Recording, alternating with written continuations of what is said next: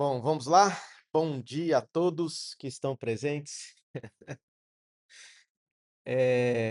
Bom, hoje vamos falar sobre Code Smells, né. Se der tempo, a gente vai falar sobre Code Smells e princípio Solid, tá. Talvez pelo tempo não vai dar para ver tudo sobre Solid, são princípios muito importantes e não conectou por quê? Continuar gravando aqui, depois eu faço upload. Problemas técnicos. Bom. Então, se não der tempo de ver tudo, a gente continua na próxima aula. Bom, primeiro, smells. Alguém sabe o que significa smells? Cheiro. Então, traduzindo, cold smells, como é que ficaria? Ao contrário, ao contrário. Isso, cheiro do código. Mas código tem cheiro? Não, mas consegue entender qual que é a ideia disso aí? É isso aí. Não tem a gente não tem expressão: parece que algo não está me cheirando bem", né. Não quer dizer que realmente aquela coisa está exalando um odor que não é agradável, é uma figura de linguagem, uma forma de lidar. Se continuar assim não vai dar bom, não vai ter problema se continuar assim". É a mesma coisa aqui, tá.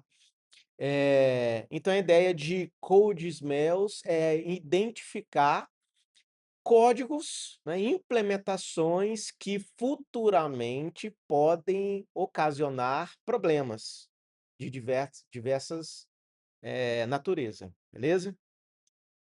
Mais uma vez, a base desse tópico é o livro-texto Engenharia de Software Moderna, pelo professor Marco Túlio Valente.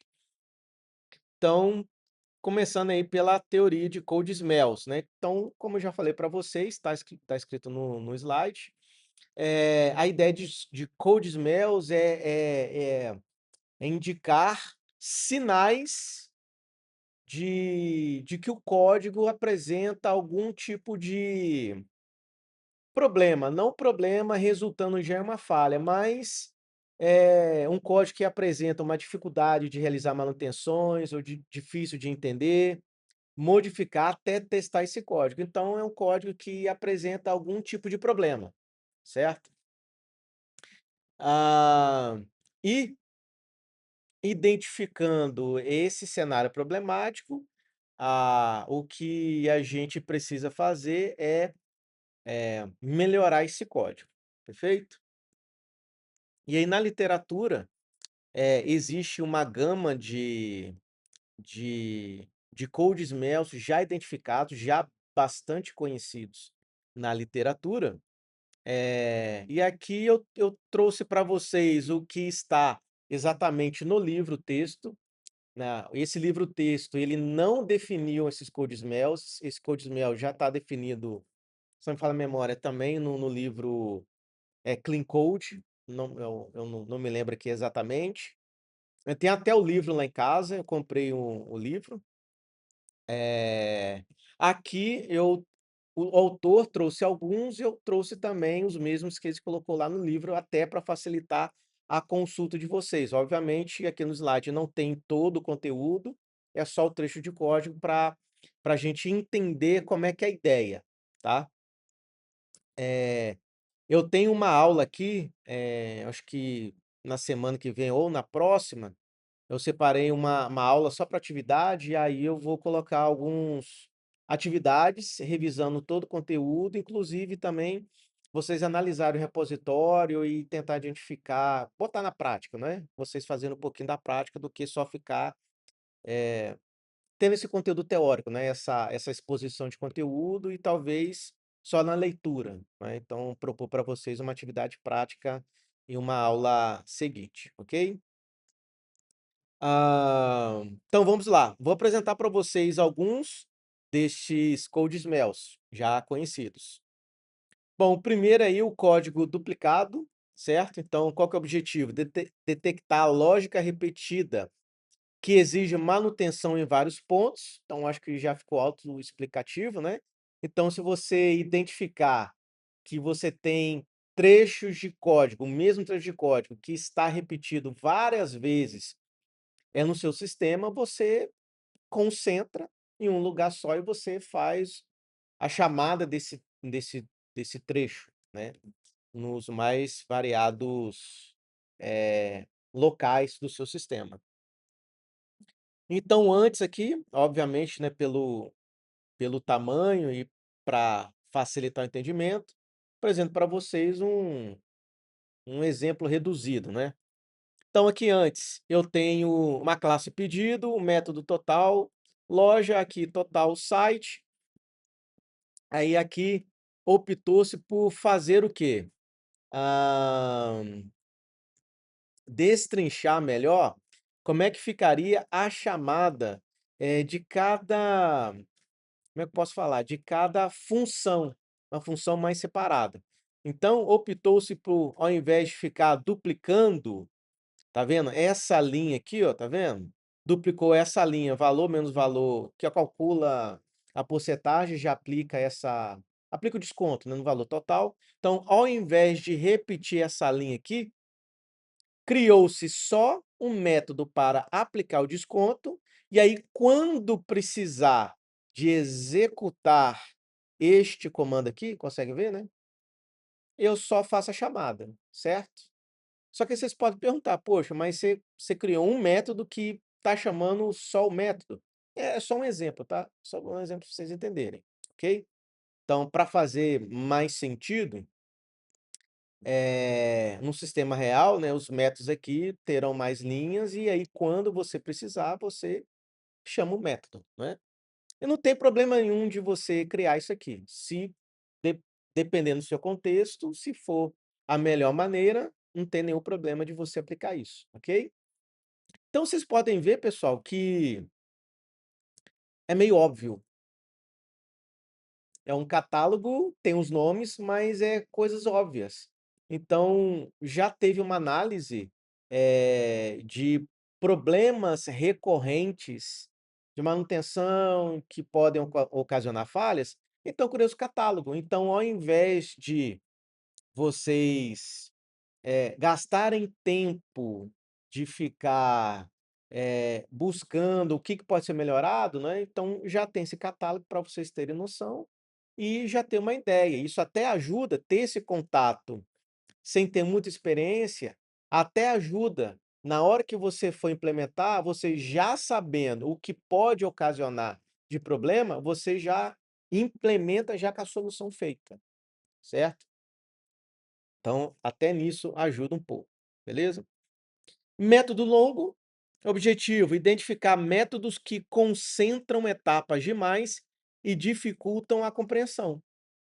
Então, se você tem um método longo, não é o nome do método longo, é o tamanho de linhas de código do método.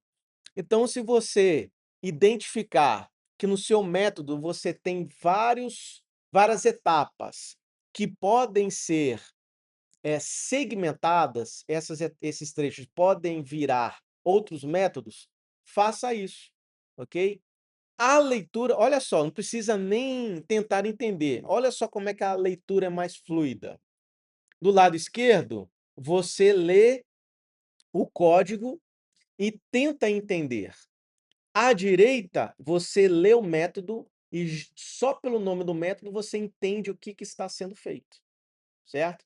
Vê se não fica muito mais fácil. Então, qual que é a ideia aqui do método validar, do método finalizar, desculpa. Primeiro passo, valido, depois calculo o total, salvo e depois confirmo por e-mail. Olha só como é que você já entende qual é o fluxo do objetivo daquele método. Aqui à esquerda não, certo? Fica um pouco confuso, certo?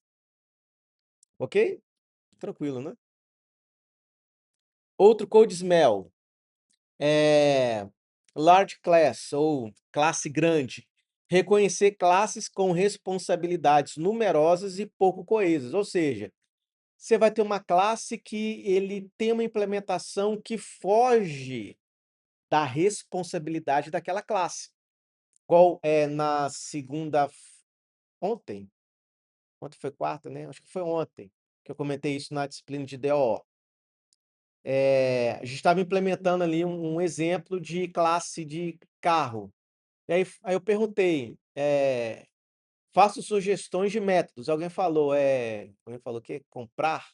Comprar. Mas espera lá. Comprar é a ação de carro? O carro auto se compra? Não, não é, né. Então, isso é ser coeso, isso é ter uma classe coesa. É você fazer uma implementação da classe relacionada à responsabilidade dela, ok? Então, se eu tenho a classe carro, nós iremos colocar atributos que vai caracterizar o estado, bem como métodos que vão corresponder às ações da entidade carro. Então, a ideia de classe grande é essa, não está muito relacionada à quantidade de linha de código. Embora a gente tenha essa métrica, vocês vão ver mais para frente, que é a quantidade de linhas de código ou quantidade de a cada 1000 linhas de código, tem um lock e tem um klock, né, keylock. Isso é uma métrica também. Mas aqui, especificamente, o CodeSmells Large Class é isso aí. Identifique, a sua classe, ela está com muitas responsabilidades fora daquela classe? Segmente, ok? Então, um simples exemplo. À esquerda eu tenho a classe pedido e tenho aqui uns atributos, itens, rua, cidade, os métodos calcular total, gerar etiqueta. E qual que é a ideia? A classe pedido, ela tem uma responsabilidade específica da etiqueta. Então, analisou-se que, aplicando, né, esse code smells, identificado esse code smells, implementou-se a solução, o quê? Criando uma outra classe com responsabilidade bem definida. E aqui ficou o quê? Classe pedido. Itens tem que ter, porque está relacionando com outra.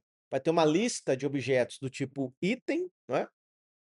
E ele vai ter um método, continua um método calcular total. E gerar etiqueta não é responsabilidade do pedido que está aqui. É responsabilidade da classe etiqueta. Etiqueta entrega, certo? Logicamente, esse gerar, esse método gerar, ele vai ser chamado aqui dentro do método calcular total, tá? Beleza? Fácil, né? Fácil de entender. Talvez fique um pouco mais difícil na prática, né, de lembrar, identificar, não é? Mas acho que tendo um contato é mais fácil. Feature envy, fazendo a tradução literal aí, inveja de funcionalidade. Localizar métodos que usam mais dados de outra classe do que da própria. É um pouco parecido do large class, certo? Ao ponto que large class é uma classe que implementa responsabilidades de outra, que ainda não existe, ou pode até existir, só que está segmentado de forma errônea. O feature envy é a mesma ideia, porém em métodos, certo? Então aqui, ó, localizar métodos que usam mais dados de outra classe. Então aqui, antes eu tenho o método, desculpa, eu tenho a classe relatório pedido, e aqui no método resumo, eu incluo o pedido, objeto pedido, e a partir disso, eu sempre estou chamando o método só de pedido. Repare a que eu sempre estou chamando o pedido aqui, pedido cliente, né, nome, pedido total, pedido de status. E a ideia é o seguinte, aplicando uma refatoração aqui, uma vez identificado esse code smells, qual que é a ideia? De ter uma classe pedido, e um método simples chamado resumo, certo? O que que eu estou fazendo aqui? Dentro de uma classe relatório, eu implementei um método para mostrar informações de cliente. Entenderam? aqui em relatório, eu implementei um método para mostrar informações de cliente. Qual que é a ideia, né? Qual que é a solução? Eu ter esse mesmo método, só que na classe pedido, ok? Ou então, poderia ser até na classe cliente. Poderia ser uma opção também, né? Se eu quero um resumo de cliente, né? Mas talvez como está, enfim, né? Abstraio. Poderia ser tanto pedido quanto cliente, tá? Pronto. Com isso, então, quando eu precisar de um resumo do cliente aqui em relatório pedido, eu só faço a chamada desse método resumo. Ok? De novo, comportamento continua, tá? Comportamento continua. No entanto, a implementação, ela muda. Muda para quê? Para evitar erros futuros e facilitar a manutenção, ok? Que uma coisa tá ligado com a outra. Se você tem dificuldade de fazer manutenção, indiretamente você vai ter uma maior probabilidade de você injetar falhas futuras. Então, se você tem uma melhor compreensão, reduz a probabilidade, ok?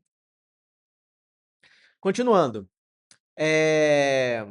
Long parameter list, ou seja, uma lista de parâmetros, né? Muitos parâmetros. Então, detectar assinaturas difíceis de ler, usar e evoluir. Isso aqui está relacionado diretamente à quantidade de parâmetros que um método tem. Então, vocês podem reparar que, assim, não são code smells, não são coisas difíceis, uma coisa bem engenhada, não. É óbvio, óbvio, é óbvio. Então, como eu falei para vocês, ah, já foi realizado um estudo e identificou alguns padrões de oportunidade de melhoria. É isso aí, é o óbvio, né? Então, aqui até que vai, não é? Na escrita, até tá bem indentado, certo? Tá, é um parâmetro por linha. Dá até para entender a quantidade razoável, são 4 parâmetros.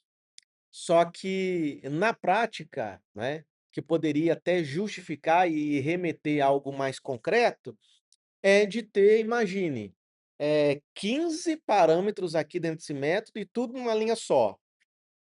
E aí são muitos parâmetros, fica difícil de entender, aí você tem que ou você lê, vai na barra na vertical, vai tentando ler, compreender, você marca a opção de quebra automática, mesmo assim, quebra automática não é a mesma coisa que um parâmetro linha por linha, não é? Fica difícil de entender.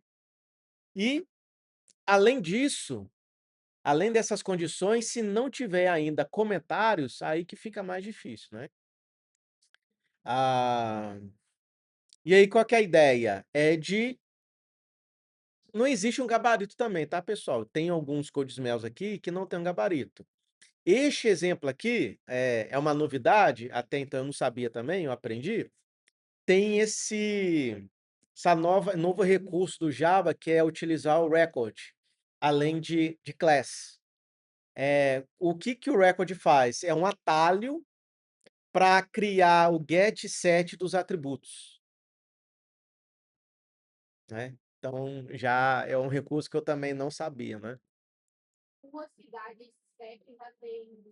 Se você se você chamar lá, instanciar rua, ru.rua, abre e fecha parênteses, já vai retornar o rua, e se você der o set rua, se você chamar o rua e passar alguma string, ele já vai setar, vai entender que você fez o get set, entendeu?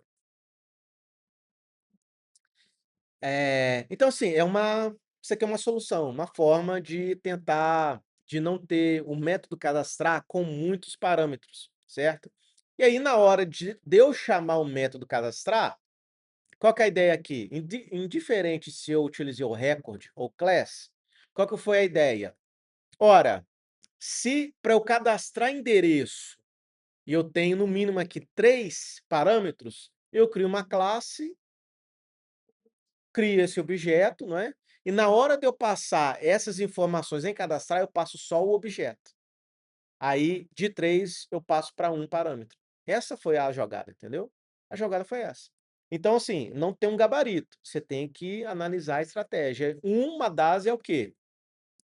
Como que você reduz quantidade de parâmetros? Um dos indicadores é você criar classes, talvez são parâmetros, que eles podem ser agrupados em uma classe, ou você reescrever a assinatura toda do método, entendeu? E outra, efeito didático, pessoal, eu estou passando, a cada Codesmells um exemplo único, mas pode ser que tanto método e classe possam ter vários Codesmells ali, certo? Beleza. Vamos lá. Próximo, variáveis globais.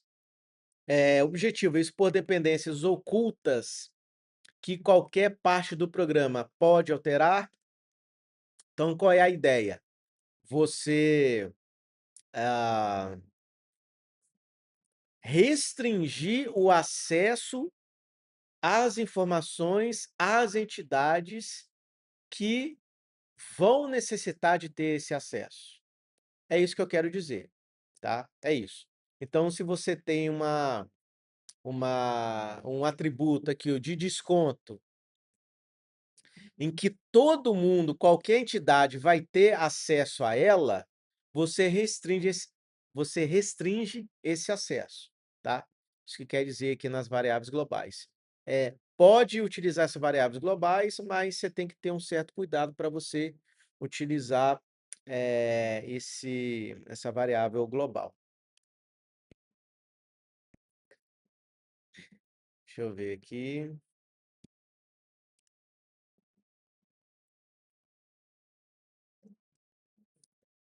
Tá. Deixa eu ver. 1, 2, 3, 4. Tá, então deixa eu finalizar então. Bom, o Primitive Obsession, obsessão por tipos primitivos. O que que é isso? Identificar valores de domínio sem validação ou comportamento próprio. Ah, tá. Beleza. O que isso quer dizer? Ah, deixa eu lembrar aqui que eu fiz isso na segunda-feira. Eu tenho aqui antes, eu tenho a classe endereço, tenho o atributo CEP. Tá, beleza. Já lembrei aqui. O que que isso quer dizer? Você ter uma implementação que não tem validação daquele tipo de dado que você quer manipular. Ou seja, entende-se que o dado que vai ser fornecido, no caso aqui o CEP, já vai ser fornecido no padrão, que são 8 caracteres, que aqui é uma expressão regular. Vocês já viram isso em alguma disciplina, expressão regular? Beleza. Isso aqui é uma expressão regular, tá? Então, já compreende que o CEP ele já vai ser fornecido com 8 dígitos, tá? E qual que é a ideia? A ideia é que você implemente alguma validação para tirar para que o código ele identifique se realmente o que está sendo passado, ele corresponde ao tipo de dado, tá? Então esse code smells, ele é nesse sentido, de você eu resumiria, se eu pudesse renomear esse code smells, eu colocaria como algo do tipo valide os dados, algo nesse sentido, tá? Só para vocês entenderem, tá?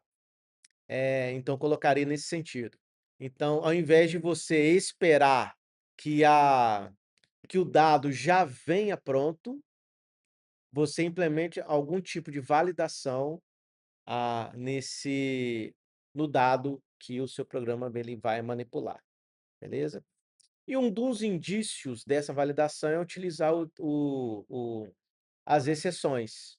tá? Que é um deles é o throw. Usar o throw, tem um try catch, né? Tem try catch, depois tem o the full, né? Esqueci de qual. Mas enfim, tem algumas palavras reservadas, tem algumas opções para a gente implementar o try catch, certo? Então, por exemplo, poderia implementar aqui de CPF. CPF a gente já sabe que tem 11 dígitos e, além disso, tem um algoritmo que você verifica se está validado ou não. Então, no antes aqui, a gente poderia colocar o quê? Um atributo, um método que já está manipulando o CPF. À direita, no depois, com esse code smells em mente, para a gente evitar problemas, a gente poderia fazer o quê? Fazer uma validação. Verificar se o CPF tem 11 dígitos e se é um CPF válido.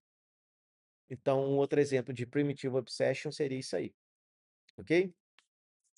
Caminhando para o fim, objetos mutáveis ou mutable data, perceber estados que podem mudar de forma inesperada durante a execução.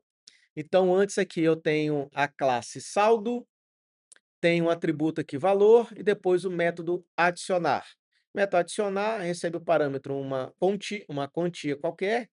E o que esse método vai fazer? Toda vez que eu chamar o método adicionar, pode ser várias vezes, ele vai fazer o incremento em valor da quantia.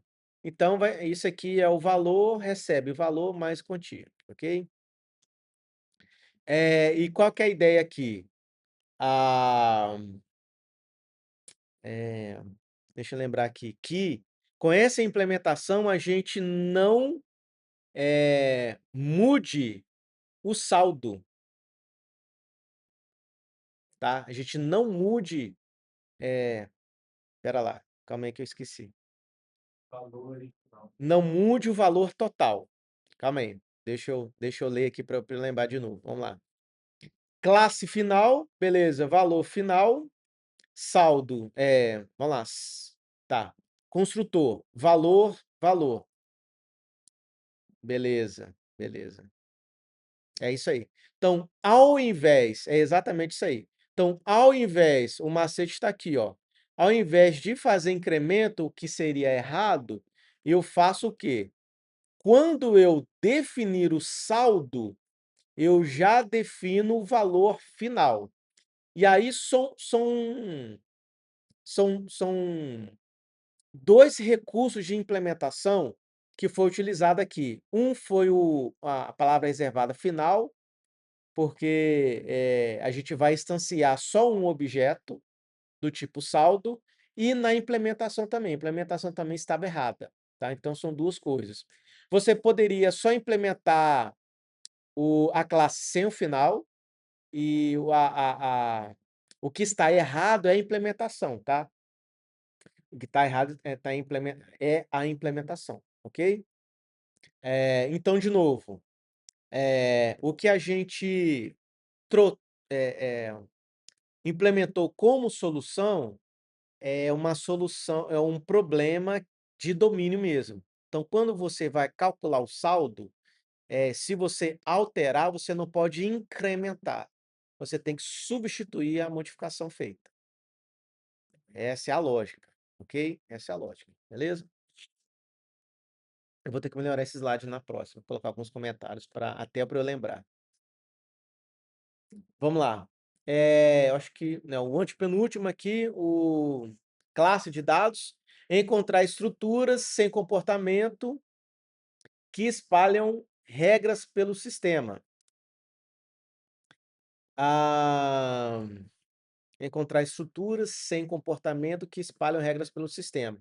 Então, aqui eu tenho a classe pedido, que é a classe calculadora. Então, entendeu-se que não faz sentido eu criar uma classe calculadora para calcular total. Eu poderia fazer isso dentro da classe pedido, tá? Vocês podem entender que isso ele vai de encontro ao outro lá que a gente faz ao contrário, né? Eu tenho uma classe, divido em duas, né? É caso a caso, tá, pessoal? Cada caso é um caso, vai depender do contexto do domínio. E comentários, acho que comentários, assim, é o mais trivial, né. Eh, Se você detectar explicações que tentam compensar nomes ruins ou código confuso. Então, não quer dizer que se você não tem comentário, você tem que inserir comentário. Não é isso. É bom inserir comentário? É, mas não adianta nada de você também fazer o comentário que não explica nada. E não adianta também você ter o comentário que não explica nada e também o método ou o nome da classe ou os trechos de código não são tão autoexplicativos, não são fáceis de serem entendidos. Então qual que é a ideia aqui? Não quer dizer que eu tenho que melhorar o nome do método ou do atributo ou o nome do método de outra coisa e tirar o comentário. Não, não é isso. O que esse code smells quer dizer é o seguinte: identifique se o comentário ele está explicando e se não tiver o comentário, ainda, o método ele é entendível, o trecho de código ele é entendível, que é o caso aqui. Se eu ler o comentário, eu entendo, por mais que o nome do método não seja tão autoexplicativo. Então, o que que eu faço? Vou lá, melhoro o nome do método, entendeu? E aí, talvez, eu vou até colocar aqui como melhoria, melhorar também o comentário, certo? Só que o foco aqui é o quê? Melhorar, identificar se tem algum comentário e se o método ou atributo ou trecho de código, o nome dele está autoexplicativo também, beleza? Essa é a ideia.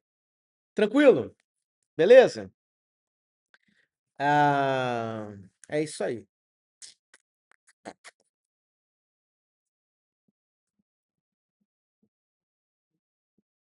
Tranquilo, tranquilo? Vamos lá. Bem, então a aula de ontem e essa de hoje, a gente pode entender como processos envolvidos diretamente na etapa de refatoração. Essa aqui também, só que ela é muito esse princípio é muito conhecido, quando a gente fala sobre projetar. Então a gente pode, aplicar isso na etapa de refatoração, quando a gente já tem um sistema construído, mas ele é mais divulgado na etapa de projeto, ok? Que são os princípios Solid, certo? E aqui, pessoal, eu vou ir bem devagarzinho, tá? São 5 princípios, cada letra aqui que compõe o Solid é um princípio. Então vou bem devagarzinho, tá, pra gente não correr muito, beleza? Eu sei que é bastante teoria, né, eu sinceramente até tinha planejado de mesclar um pouco as aulas, mas, infelizmente não deu para fazer isso, tá? Aí eu faço uma aula só com prática, né. Eu acho que a gente ganha mais misturar numa aula do que só teoria, só, prática. Enfim, vamos lá. Uma breve história do princípio Solid é um conceito criado pelo Robert Martin, ou conhecido na literatura como Tio Bob, Uncle Bob, né? Nos anos 2000, popularizado no livro Agile Software Development Principles, Patterns and Practice, Desenvolvimento de Software Ágil, Princípios, Padrões e Práticas, em 2002, e a sigla SOLID, ele foi cunhada por Michael Feeders, não sei se pronuncia assim exatamente, reunindo os 5 princípios, tá? E estes que são aí os princípios SOLID. Objetivo: melhorar a qualidade do design do software. Entendo um design como, não projeto na etapa de implementação, mas a a forma, como você implementa, certo? A forma como você implementa, né, o design. O design do software, ajudar a evitar designs rígidos, frágeis ou muito complexos, né, e permitir uma certa flexibilidade para o quê? Para evoluir esses sistemas. Então, são os princípios que você, se você aplica, ajuda a manutenção, mas só não somente no sentido de melhorar a compreensão humana, mas facilitar a evolução. Então, se você tem uma base, já pensando em evoluir futuramente, já melhora as condições do seu software. Eu posso apresentar um exemplo de construção.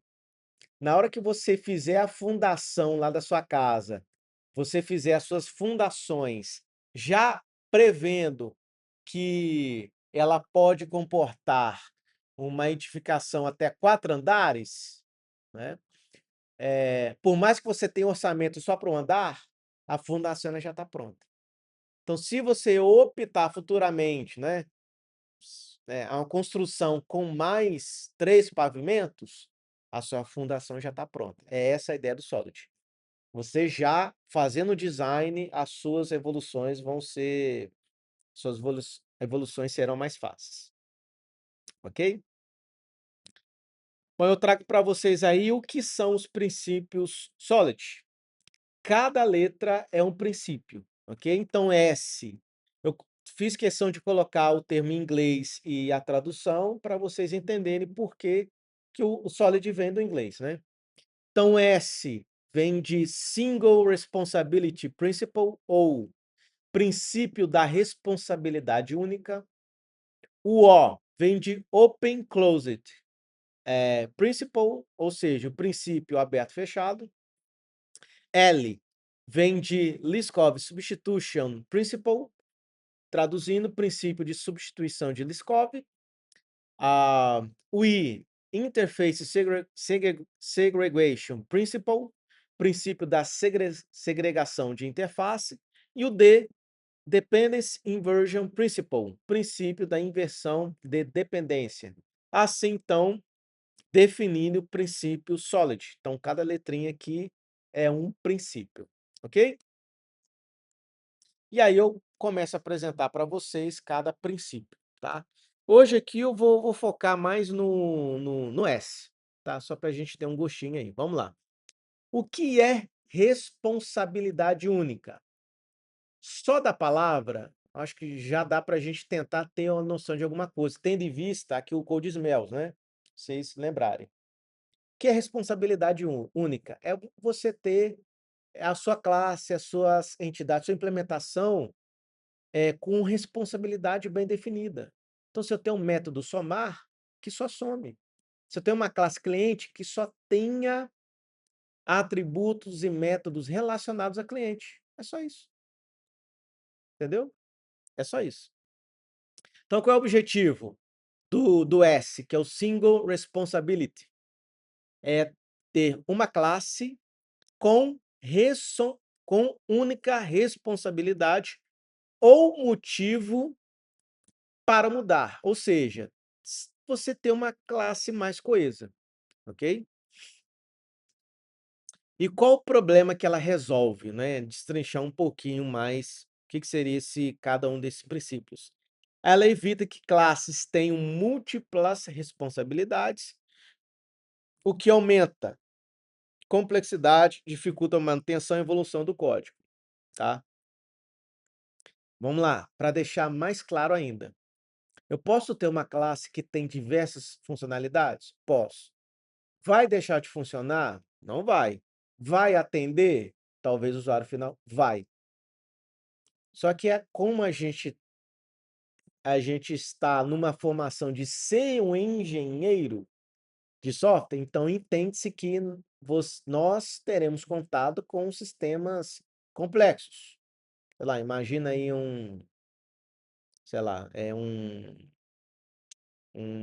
lá, um sistema complexo, sei lá, um sistema bancário. Pô, sistema bancário, sei lá, um LinkedIn da vida, um WhatsApp, né? Várias pessoas utilizam, um jogo, né? Enfim, a gente está trabalhando com isso aí. Então, o que a gente quer evitar? Problemas futuros, certo? Então, por isso que a gente estuda esses princípios, para a gente evitar problemas futuros. Por mais que esses princípios tem esse histórico, né? Então, foi um conceito criado por Uncle Tio Bob e foi consolidado por Michael, né? A explicação eu trouxe desse artigo aqui, que está nessa referência 1 que eu esqueci. É até um artigo lá do Medium, conhece a plataforma Medium? Não? É tipo é uma plataforma para as pessoas postarem artigos, tá? Não artigo científico, é artigo pessoal, né? Então eu estou trazendo essas ilustrações, até os exemplos desse artigo aqui, tá? Da Telma, né? Tipo um blog, não é uma plataforma de blog, tá? Blog. Vamos lá. Eu acho que até a analogia bem didática. Então vamos lá. O que que é essa responsabilidade única? É aqui essa opção aqui. Deixa eu ver. Tá. Não tem como dar zoom, mas enfim, vamos lá. O que que é o exemplo aqui? Imagine que a sua classe é esse robozinho aqui. Então esse robô, ele tem várias responsabilidades. Ele pode ser um chefe, esse robô ele pode ser um jardineiro, ele pode ser um pintor e um motorista. Ele pode desempenhar isso tudo? Pode. Mas qual que é a ideia de a gente ter para garantir uma boa manutenibilidade, uma boa evolução futuramente? É de que cada robô tenha uma responsabilidade bem definida. Que eu tenho um robô só para cozinhar, que eu tenho um robô só para fazer o serviço de jardinagem, que eu tenho um robô só para fazer pinturas ou coisas relacionadas e um motorista. É isso. É só isso. Ok? Eu falei que ia focar só no Solid, no S, mas talvez eu pegue mais um aí. Vamos lá. O que que seria contra-exemplo? Um cenário que a gente deve evitar, correto? Então vamos lá. Contra-exemplo aqui, eu tenho uma classe relatório e eu tenho um método gerar PDF e eu tenho um método salvar no banco. Qual que é a situação que a gente deve implementar como solução aplicando o princípio SRP, que é o Single Responsibility? Eu tenho uma classe só para coisas relacionadas a relatório e uma outra classe para fazer persistência dos dados, certo? Então, uma coisa é, está relacionada ao domínio, à lógica de relatório, outra coisa é para salvar o que foi gerado em relatório no banco de dados, ok? Então, com isso, eu apliquei o princípio Single Responsibility. Vantagens. O que isso ajuda? Reuso de código, reutilização de código, né? Refatoração, na criação de testes automatizados, que a gente vai ver nessa disciplina, gerar menos bugs e menos esforço na compreensão de software. Imagine aqui, ó, tenta abstrair nessa imagem. Imagine a quantidade de atributos e métodos que uma classe vai ter para implementar todas essas 4 responsabilidades. Imagine. Muito confuso. Então, melhor a gente segregar isso aí, né? A gente criar uma classe que tenha uma responsabilidade bem definida, tá certo? Como prometido, vou passar só o Solid mesmo, para não ficar tão carregado, né? E aí na próxima aula a gente continua e vou tentar mesclar também um pouquinho de prática, beleza? Beleza, então assine a lista. Já, até até ontem, não, o Itanê está mais interessado na monitoria. Calma aí, deixa eu...